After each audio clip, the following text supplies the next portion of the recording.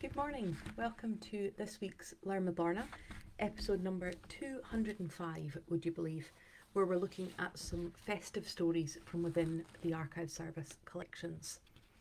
This series is brought to you by High Life Highland at no cost to the viewer.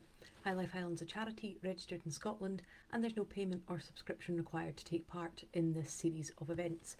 But if you're able to donate towards our work, then we are really grateful for that. And just as I'm mentioning High Life Highland there, they're doing a series at the moment called 12 Days of Christmas, where they're looking at some of the different services that High Life provides across the Highlands, from music tuition to sports services to libraries. And today the Archive Service is featured. So if you want to have a wee look at the High Life Highland Facebook page, you will see something about the service there. So welcome to the last episode of Learn with Lorna before Christmas, where I'm going to look at some festive stories from across our collections. And I've decided to structure this episode a little bit differently because I'm always conscious that if it's a subject that I've done before, like I've looked at some festive things before, to try and make it a little bit different. So this week what I've done is structured it around an event that I was at last week.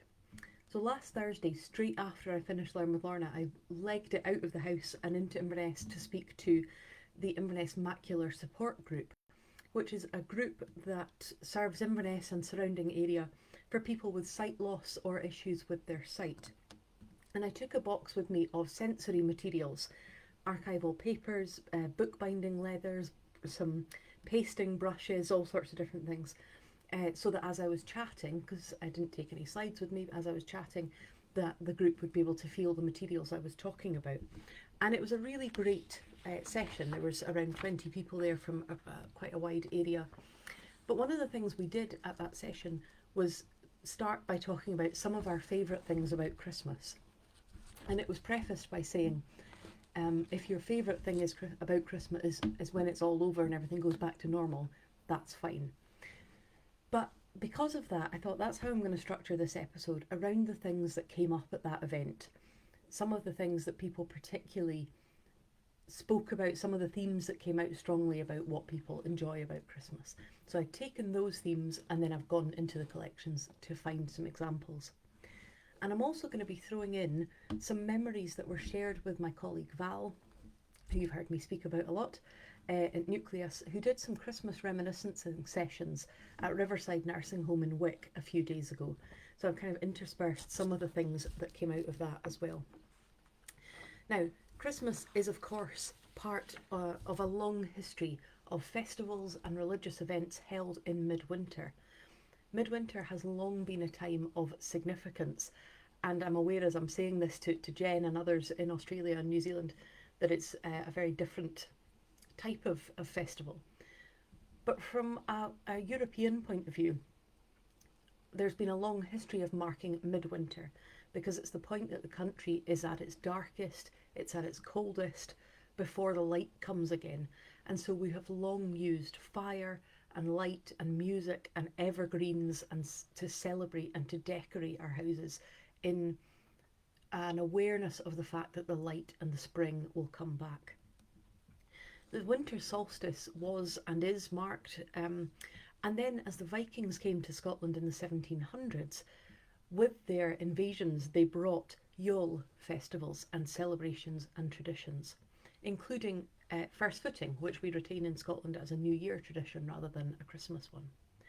And then of course Christianity brought Christmas to the fore in December. But I find it really, really interesting when I'm looking back at this, that for many years celebrating Christmas was actually banned in Scotland. And the church, which we associate as being so central to Christmas, the church was the reason that it was banned. Here's an extract from a Historic Environment Scotland blog on the subject. So the Vikings brought Yule. Yule gradually became a Christian celebration, what we now refer to as Christmas, in all areas where the church held authority. But in 1560, Scotland split from the Catholic Church in a period known as the Scottish Reformation. And this split provoked a change in religious thought, and any activity that could be seen as extravagant or celebrating superstitious ideals was frowned upon heavily, and this included the celebration of Yule. In 1583, the Glasgow Kirk at St Mungo's Cathedral, known as Glasgow Cathedral, ordered the excommunication of those who celebrated Yule, whilst elsewhere in Scotland even singing Christmas carol was considered a serious crime. After years of build-up, finally in 1640, an Act of Parliament of Scotland made the celebration of Yule illegal. This ban was officially repealed in 1712, but the Church continued to frown upon the festive celebrations. Punishments for celebrating Yule were harsh, and there was no public holiday in Scotland on Christmas Day. The banishment of Christmas meant that Scots would focus their celebrations instead around New Year's Eve, Hogmanay, and the 2 days that followed, making Hogmanay the large festival that it is in Scotland today. And it wasn't actually until 1958 that Christmas Day was made a public holiday in Scotland, and not until 1974 that Boxing Day became a public holiday. So it's funny to think that the Church, something which is so fundamental to many people's Christmas, once tried to stop the marking of Christmas in that way. So I was really interested then, when looking through the Inverness Kirk session minutes, to find an entry in 1688 entitled Christmas Day. And it reads, "The 25th of December being Christmas Day, Mr. Mackenzie preached the text of the 4th chapter of the first epistle of John, and a collection was given to the poor." And 1 John 4, incidentally, looks at the subject of God's love for people. So one of the subjects that came out when I was speaking to the Macular Support Group was people particularly enjoy those particularly special services, that church services that Christmas brings, especially the midnight services, with the peace that comes with those, the flickering candlelight carols and readings, lots of people talking about carols from Kings, and the 9 lessons in carols. It always amazes me how we remember all the words to carols. We sing them once a year for a short period, and then every time it comes round we all remember them really clearly. Now, when Val was chatting to the residents of Riverside Nursing Home, the subject of carols came up, and the consensus there, after some discussion, was that the favourite carols are Away in a Manger and Silent Night, although most of the residents didn't associate going round carolling as a particularly Caithness thing, although we do have a really lovely picture from Thurso of going carolling. So I'll leave that with you as a bit of homework just now. Any thoughts on favourite carols and Christmas songs? I have to say I was quite surprised about Away in a Manger, because that's the one Christmas carol I really don't like. But I think that's because it gets forced on you in primary school so many times. In our Skye and Lochailsh Archive Centre, we have some really lovely books of carols, including the Golden Book of Carols, which is beautifully illustrated by Trayer Evans. And in the MacDonald of Viewfield papers, we hold Leon and Nolig, which is loosely translates as Christmas Hymns, and is a book of Gaelic Christmas carols from 1975. Now, music has long been an important part of Christmas, and sometimes that music is accompanied by dances as part of parties, concerts, theatre trips. And this extract from Malcolm Blaine's diary really illustrates that, and I'm sure Malcolm Blaine will need no introduction to you if you've been listening for a long time, but a young boy's diaries that we hold in Inverness. And this little extract is just a couple of lines, but really encapsulates that feeling of Christmas involving music and parties and dance and fun. Kilrock Castle. We went to a large Christmas party at Kilrock Castle and saw the cat by the fireplace in the hearth in the Grand Tower room. We danced by firelight to the bagpipes, the Great Scottish Reel. It's just a really warm image. Across our archive centres, we hold loads of photographs of Christmas parties held by schools, by workplaces, by clubs and groups. And you've probably seen quite a few of these coming up on our 4 Facebook pages recently. We hold staff parties, including in Nucleus we hold the Dunray Christmas parties, brilliant set of photographs. The Leather Factory. In Skye and Lochailsh we have photographs from the Hydro. And those sit in the collections alongside pictures of WI parties, senior citizens groups, and children enjoying Christmas parties. And if you follow the Highland Archive Centre Facebook page, you will have seen yesterday that we had a raucous day of Christmas lunch. But of course, the place that we most often find mentions of Christmas treats and Christmas parties is located is in the school logbooks, because quite often we'll find the local landlord presenting treats alongside members of the school board. They might be presenting the children with oranges, with chocolates, things like that. So an example, just a typical example, in the Dunvegan school logbook of 1966 records Dame Flora MacLeod of MacLeod attending the school Christmas party on the 22nd of December. Now that one didn't particularly mention if the pupils performed or if they were given gifts, but here's an extract from the Bilbster School in Caithness, where in 1934 pupil performances were absolutely the order of the day. And I don't know if anyone else remembers, certainly I remember at primary school doing that little round of singing in local care homes, singing in at old folks' Christmas parties, all sorts of things like that, as well as the school nativity and school play. So this is an extract from Bilbster School in 1934. The school closes today, 21st of December, for the Christmas vacation. Although flu is raging in the vicinity, this school has been almost unaffected, and we close this week with an attendance of 95.6%. A children's Christmas treat is to be held in the Bilbster and Thuster Hall tonight for pupils of this school and their friends. The necessary funds were raised by a concert and by donations from Bilbster and Stircoke WRI. A programme has been arranged, and it is to be hoped that this party is a success, as this is the first programme that the school has put forward for the public for many years. It's nice that hope of what that party will bring and what that will mean for the subsequent years. And of course, many of us, particularly in the UK, and again, anyone who's watching not from the UK can let me know about this, we particularly take part in or attend concerts and particularly pantomimes at this time of year. And in Nucleus, we hold the programmes for the Wick Players pantomimes over the years. So for instance, in 1977, you could have seen, and you maybe did see, Jack and the Beanstalk. The programme was 5p, and the programme notes that you might be asked not to bring in crisps to help the enjoyment of others, something we can all agree with. In 1987, the Wick Players were putting on John Morley's Snow White and the Seven Dwarfs at the Wick Assembly Rooms. In that 10-year interval, incidentally, the programme had gone from 5p to 20p. Or in 2003, you could have seen the Wick Players doing Beauty and the Beast. And I noticed when I was looking at that programme that the wardrobe manager is Kathy Wares, who's a regular user and follower of the archives. In Hark too, we hold an array of programmes from pantomimes performed at Eden Court Theatre over the decades, ever since it opened in 1976. In 1980, we can see that Jimmy Logan travelled to Inverness to perform as Aladdin alongside Jimmy Chisholm and Julie Kirk. But perhaps one of the most celebrated pantomimes of recent years at Eden Court was the 1977 run of Cinderella, starring no less a person than Ricky Fulton as Semolina, one of the ugly sisters, and Walter Carr as Tapioca, the other one. Buttons was played by Roy North, the sidekick of Basil Brush. So quite a big cast for that one. And I know that people remember it. I know that my mum has spoken about the Ricky Fulton pantomimes.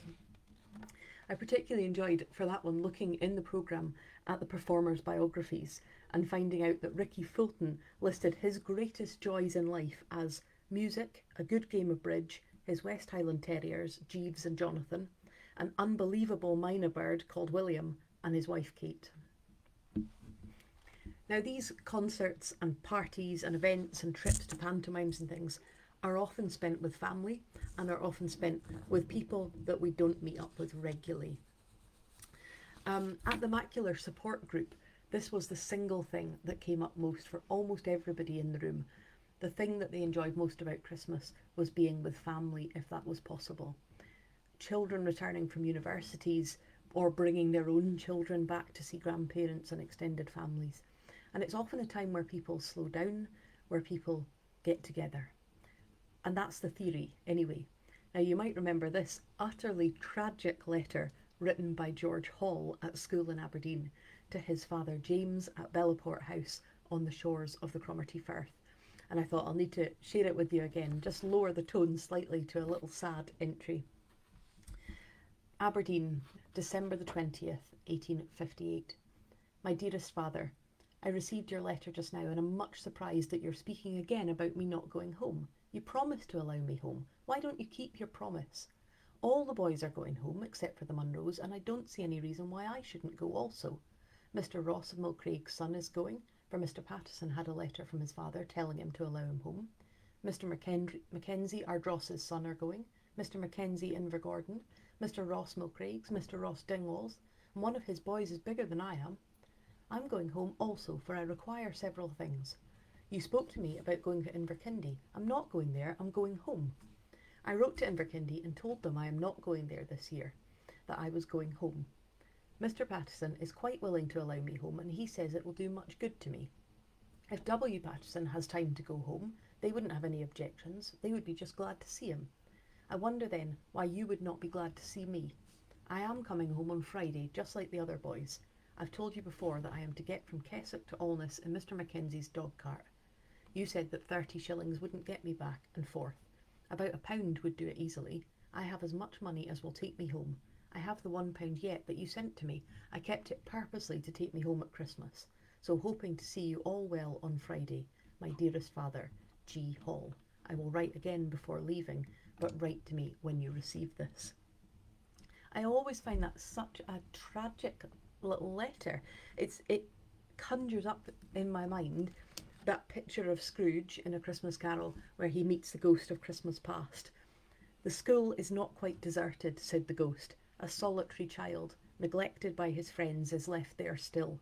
A long, bare, melancholy room with desks, and at one of these a lonely boy was reading near a feeble fire. I always picture that when I read that letter of this poor lad trying to go home for Christmas. But many families, of course, do reunite for Christmas, and our collections tell about those meetings, the food, the celebrations, the snowy wintry walks, evenings by the fire, all of those things which again are particularly associated with cold climates.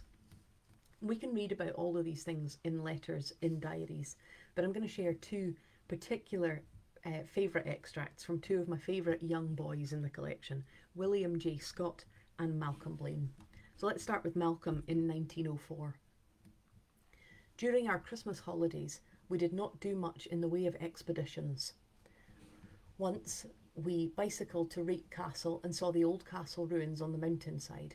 Thence we went to the summit of the mountain behind, right up into the snow, and had a most glorious surrounding view, right into the stillness of the Scotch pine forest, in the pure fresh air. From there we could see right across the muddy firth and across the snowy Rossshire hills, Benwivis and Tarbot Ness. We could see Inverness 18 miles away in the west, and Nairn and Forres and Brodie and the Culbin Sands, the Bar and the mouth of the Findhorn, and down the other side towards Granton and Aviemore and the great Scotch hills. Again, it just blows your mind that he is about 10, 11 when he's writing that. And here's William's description of a Christmas day 20 years later in the late 1920s. And again, William, like Malcolm, is stepping away from school for the festivities. Tuesday the 25th, Christmas Day, I think about 1927. At breakfast, we all distributed presents to each other. I got a knife, socks, shortbread from Mummy, a rucksack from Aunt Sheila, a handkerchief from Camilla, matching another one. Afterwards, Ray and I went off up Arthur's Seat. I enjoyed a fine though short climb at the top. There was a remarkably strong wind, and I could feel like we were running up the last part of the hill, so strong was the wind. After lunch, Uncle Jim took us to see Open Range and Buttons, Jackie Logan, at the palace. Us consisted of A, L and myself, since Camilla was still staying at home where she had dined, and poor Mummy had to stay at home to cook the Christmas goose. Buttons had a wonderful, spectacular scene of a ship colliding with an iceberg. On the way home, in the tram, Uncle Jim told us that he had once seen no less than 3 shipwrecks, 3 ships sinking, one after the other in like fashion. Open Range was an exciting film of the wild and windy West on the wonderful country plains. There was also an amusing film above the usual two of comedy, featuring chiefly Snookums, a baby boy, and his tricks.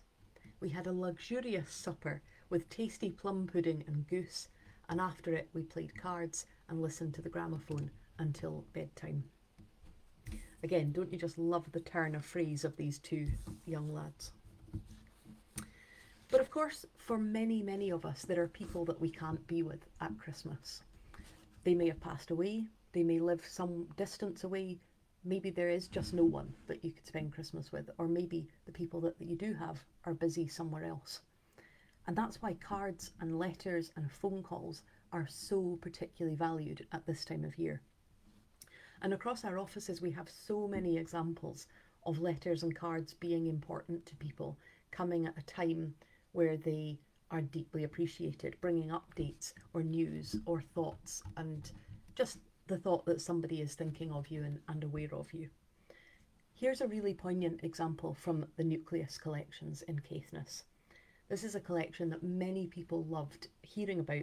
I've done 2 Lorna episodes on the Davidson collection, and it's one that really touched a lot of people's heartstrings. So here is an extract. Letter from James Davidson to his wife Gretty, written from the trenches, Christmas Eve 1915. This is all the time I could get all day, and I enjoyed it, just to get out of here for a short time. This is a terrible life, and how I long to get back to you all. But I must not write like this, love, because it will hurt you, darling. I will manage to pull through just as you are doing, dearest. You will wish our girlies a Merry Christmas from me, love. Of course it will be over before you get this, but you'll still do it for their daddy. What I wish and what I feel for you, Gret dear, you know better than I can put on paper. That would never do. And then on the 26th of December 1915, my own beloved, this will be your New Year letter from me, I believe. And you know, love, all that this paper carries from me to you. Love and hope that we may be restored to each other before next year is out.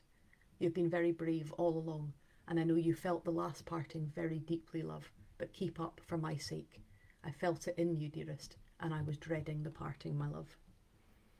I just find there's so much love contained in that letter, and so much pain about the fact that they're apart. And if you have watched those 2 episodes on the Davidson collection, you'll know how hard fought that relationship was. And if you haven't watched it, do go back and have a look. Here's another letter which sends both love for Christmas but also reflections on a new year ahead. This was written on the 22nd of December 1924 by Josephine Gray in Bolton to Jean McLean, who was setting off not just for Christmas. 22nd of December. Dear Dr. McLean, just a short note to wish you a Merry Christmas and a very happy New Year. You are going to start a new life as well as a new year in India. How nice for you to be going there and seeing all the wonderful things and people. I do envy you. I've so often wished to go there, not for always, but just to explore. You are very wise, I think, to not settle down yet, but to see more of the world before you do. There is so much to be seen that I think we should all try and get as much done in that way as we possibly can while we're still young. I wonder if we'll see you at the infirmary Christmas tree this year. We've got Russell home for the holidays, but as he has to go up in almost 3 weeks' time and is swatting for his exams, it doesn't feel like this is a holiday at all. He has just got his first dress sent, one of the great days in a boy's life. He has been asked to a few parties this year too. We would be so pleased if you could come and spend a few days with us before you go off to India. I dare say you will be very busy and will need every minute, but if you have any spare time, you know where to spend it. My family join me in wishing you happiness and prosperity for the coming year and a Merry Christmas.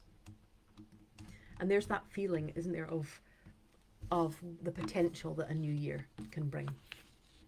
So it's a time where we think about others, where we write cards, where we get together, where we celebrate, where we buy presents. And here is a brilliant letter from our Skye and Loch Alsh archives, written by Elizabeth MacDonald, née Blair Coots, whose Blair quotes, whose letters were later published in the book A Family in Skye. But have a listen to this one about Christmas presents. My dear George, we are all very grateful to you for the nice things you sent us for Christmas. I wondered if I should keep them up my sleeve until Christmas Day, but I thought they would be getting other things then, and yours would make another little festival for them. So I put it to the vote, and needless to say the children were all quite of the same opinion. They are all delighted with your chosen gifts. Wee Peter was a bit mystified, as he hasn't quite grasped Christmas yet. Why has Uncle George sent me another book? And then after a pause, does Uncle George like me? I assured him that you did, and he has been going about all day with his complete library, your 2 books, in his hand. Isabel is very much taken up with her dear wee clock. I think it's to be kept in the nursery, and it is going splendidly. As you see from Alan's letter, Alistair got the knife, and very proud of it he is too. He's in bed today, poor wee chap, with a bad headache and a bilious attack. Whether he has begun Christmas too soon, or is merely preparing for it by a general internal spring cleaning, I am not quite sure. He has his knife in bed beside him, but is too listless to care very much about anything today. Now, a word about your own present. My intention was to sew a sponge bag for you. I thought it might be useful for your weekend visits. But you know how shopping's not very easy up here, and it would take too long to tell you how I ordered it, why it didn't come, how when it did come it wasn't what I'd wanted it to be, and the final results being that there will be no sponge bag ready for you on Christmas Day. Now, I would like you to let me know whether you would like a sponge bag to be sent to you later, or if you would prefer to mark 3 volumes in the enclosed list and send it back to me, and I will have them sent to 50 Queen Anne Street. Or any other book that you might prefer. And further, whether if you choose the books, you would still like a sponge bag for your birthday, or whether you just have no use for a sponge bag at all. I'm afraid none of my presents to Hayfield will come as a pleasant surprise to you, for you've had to do all the choosing. But you must excuse me this year, as I am still somewhat bee-headed. I forgot to thank you for the new addition to my library of dainty books. I have been reading it today, and am more and more impressed with the wonderful beauty of the elegy, and its great superiority to anything else he has written. It is a wonderful poem. Many thanks from Lizzie. Isn't that a brilliant letter? But of course, not everyone is able to sit at home opening presents on Christmas Day. There are some people in hospital, there are some people alone, and there are many people who need to work. We still need our emergency services, our transport workers, farmers, care home staff, charity workers, so many others to keep the country running while some of us have Christmas off. And so I wanted to finish by acknowledging those, thinking of those people, by way of a short extract from the Larrikin School logbook written on December the 27th, 1878. December the 27th. The first 2 days of this week, not a single child put in an appearance. During the remaining part, the attendance was miserably small, and no progress whatsoever was made, despite a very heavy fall of snow. He is very disappointed that the pupils haven't turned up. It's a heavy fall of snow, it's Christmas Day and Boxing Day, and he's outraged that the pupils haven't bothered to come to school. Because of course it wasn't that long ago, in 1958, remember, that no one was entitled to a public holiday for Christmas Day in Scotland. So I'm going to stop there. I hope I've picked up on most of the things that the Macular Support Group had chosen as some of their favourite things about Christmas. The one thing I haven't spoken about is the tree, which is probably my favourite thing. Thank you so much for all your support for the year to date. It is greatly, greatly appreciated. Thank you for your Christmas messages that have been sent in and emailed and put on Facebook and things. It's really, really appreciated. The next 2 episodes are going to be pre-recorded because I'll be on annual leave as the Archive Centre is closed for 2 weeks. So those 2 episodes will be on Latheran Parish in Caithness, and then on my favourite volume, The Treasurer's Accounts in Inverness. Also, if you're on our newsletter mailing list, I'll be stumbling over my words. Sorry, I have a sore throat and I'm powering through. I'll be sending the newsletter out in the next day or 2. So if you're on the mailing list for that, you should get an update all about what we've been up to in the last few months. The other thing I'm going to do over the next couple of days is schedule January's Learn with Lorna's in so that you'll be able to see what's coming up in the new year. But in the meantime, thank you very, very much for joining me. I hope you have a lovely Christmas. If Christmas is difficult for you, I hope you have a very peaceful Christmas, and I'll look forward to seeing you in the new year. A reminder that this series is brought to you by High Life Highland at no cost to the viewer. High Life Highland's a charity registered in Scotland, and there's no payment or subscription required to take part in this series. But if you're able to donate towards our work, then we really appreciate that. Merry Christmas.